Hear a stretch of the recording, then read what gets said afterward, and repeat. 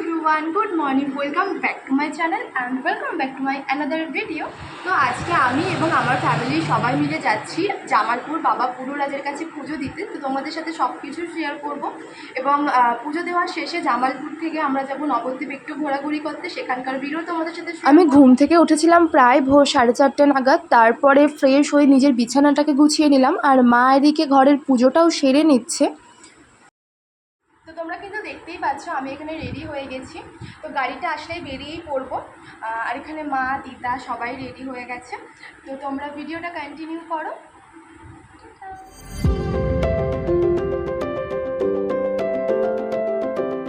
আর এদিকে আমরা বেরিয়েও পড়েছি। জামালপুর যেতে আমাদের খুব একটা বেশি সময় লাগেনি, 2 ঘন্টা 10 থেকে 15 মিনিট মতোই সময় লেগেছিল।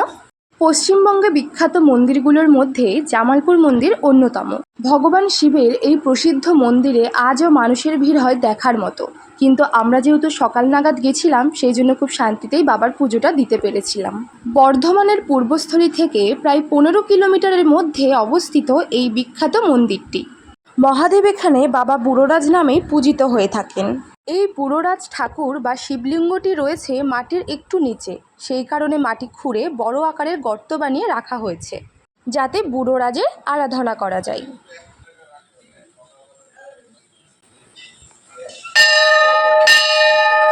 জামালপুরের সবচেয়ে প্রাচীন এই মন্দির। যারা এখানে বুড়োরাজের কাছে মানত করেন তারা 12 মাসে 12টি শুক্লপক্ষের সোমবার পালন করে থাকেন। ভক্তদের কাছে এই মন্দিরটি আর 5টা সাধারণ শিব মন্দিরের মতো নয়, এর আলাদা একটা গুরুত্ব রয়েছে।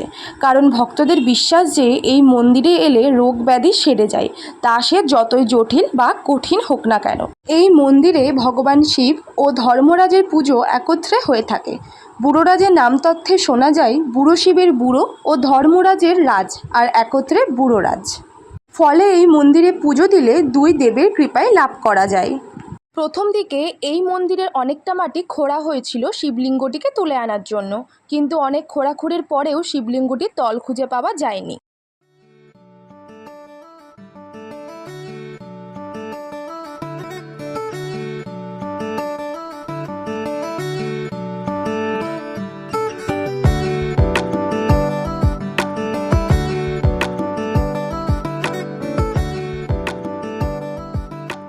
আর এদিকে আমি মন্দিরকে 3 বার প্রদক্ষিণ করে বাবার কাছে একটা মানতও রেখে দিলাম।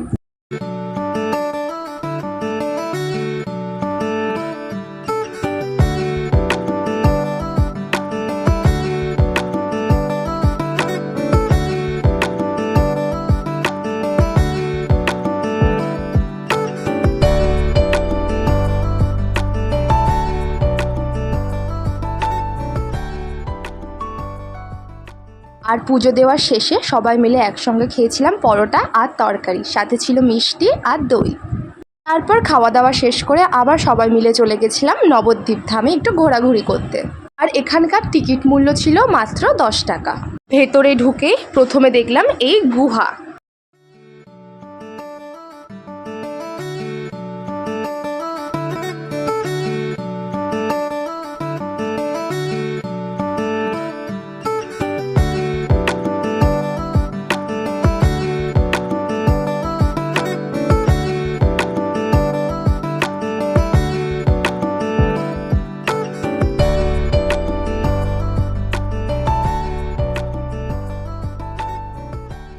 আর ভেতরের এই গপুকে দেখে আমার এত কিউট লেগেছে, কি সুন্দর নিজেরাই দোল দেওয়া যাচ্ছিল।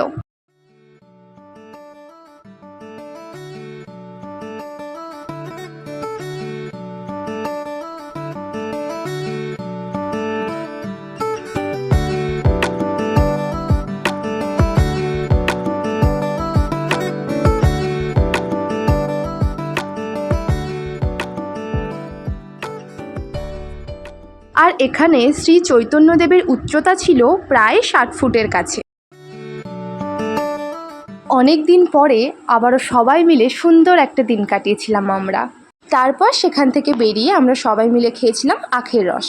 তারপর চলে গেছিলাম শ্রী চৈতন্যদেবের জন্মস্থানে। এই নিম গাছটির তলায় শ্রী চৈতন্যদেবের জন্মগ্রহণ করেছিলেন, সেই জন্য ওনার আরেক নাম নিমাই। যতটুকু পেরেছি তোমাদের সাথে শেয়ার করার চেষ্টা করলাম। ওকে, যদি ভিডিওটা থেকে কিছু ভালো লেগে থাকে তাহলে প্লিজ একটা লাইক করে দিও, কমেন্ট করে জানিও ভিডিওটা কেমন হয়েছে। আর চ্যানেলে নতুন হয়ে থাকলে চ্যানেলটা সাবস্ক্রাইব করে দিও। দেখা হচ্ছে নেক্সট কোনো ভিডিওতে, ততক্ষণ টাটা।